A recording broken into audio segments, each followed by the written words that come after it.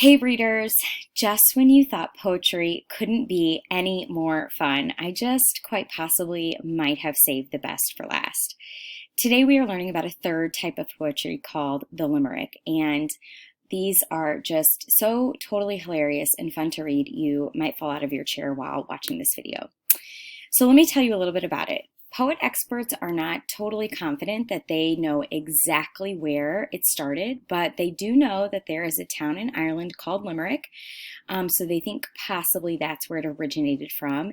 The patterns and characteristics of a limerick were made popular by a poet named Edward Lear. However, he didn't call his poetry the specific name limerick. It's just that the way he wrote seems to match a lot of the ways that we describe limericks now.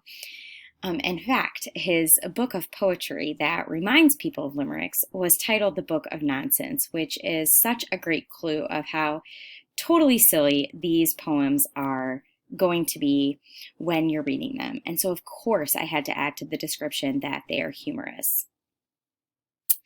There are certain ingredients, just like there are with a haiku, right? If any of these are missing, it just doesn't feel quite right, just like if you're missing an ingredient in the kitchen.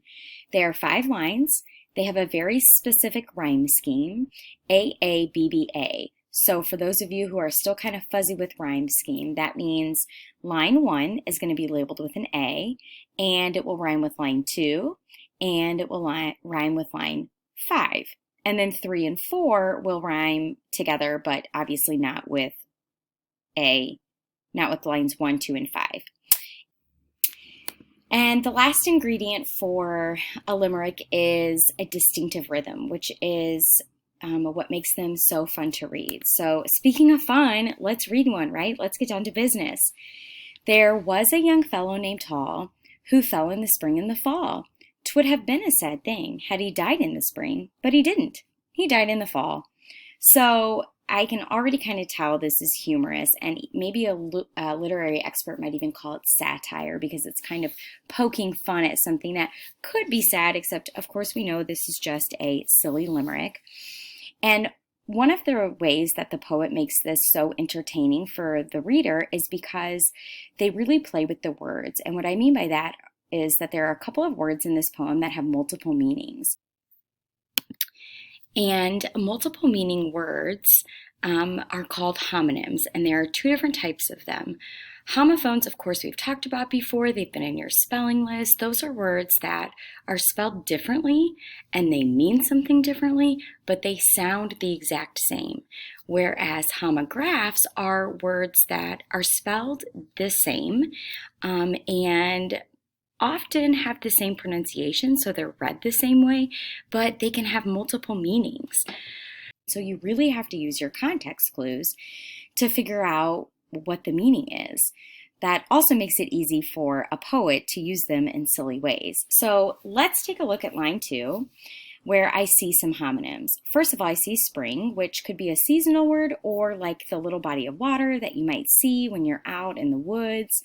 And then we have the word fall, which could be a seasonal word also, or the action word fall. So throughout the poem, I'm going to be trying to figure out, okay, which meaning is the poet using? And as you'll see, sometimes a poet will switch back and forth to add to the humor and make it kind of entertaining, like a little mind game. So in the second line, it says he fell in the spring. So I'm thinking, okay, has fallen into this little body of water, and it must be during the fall. I don't think that this is meaning the action word fall because I already have the word fall right here. So this one is the seasonal one. 'Twould have been a sad thing had he died in the spring. Well, yeah, it would have been sad. So right now I'm thinking, oh, I'm so relieved he didn't die. And then the next line says, but he didn't. He died in the fall. So it's kind of a play on words, meaning he didn't maybe die in the water spring, but he did die in the seasonal fall. So now let's take a look and see if it has all the ingredients that a limerick needs. Definitely has 5 lines. Let's take a look at the rhyme scheme.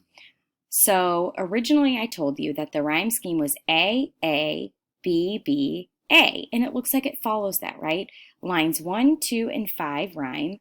Hall, fall, fall, and lines 3 and 4 rhyme, thing and spring. Now let's get to that distinctive rhythm. Oftentimes a limerick is going to have stressed syllables, which we talked about before during our rhyme scheme poem. And it'll go a little something like this. Now, these are just stress sounds that I'm going to read, and then I'll add them to the limerick we just read. Okay, so let's try our practice stress reading. Da-dum, da-da-dum, da-da-dum. Da-dum, da-da-dum, da-da-dum. Da-dum, da-da-dum, da-dum, da-da-dum. Da-dum, da-da-dum, da-da-dum. So you can kind of feel that as you're reading it, right? Now, let's try stressing the actual words. There was a young fellow named Hall, who fell in the spring and the fall.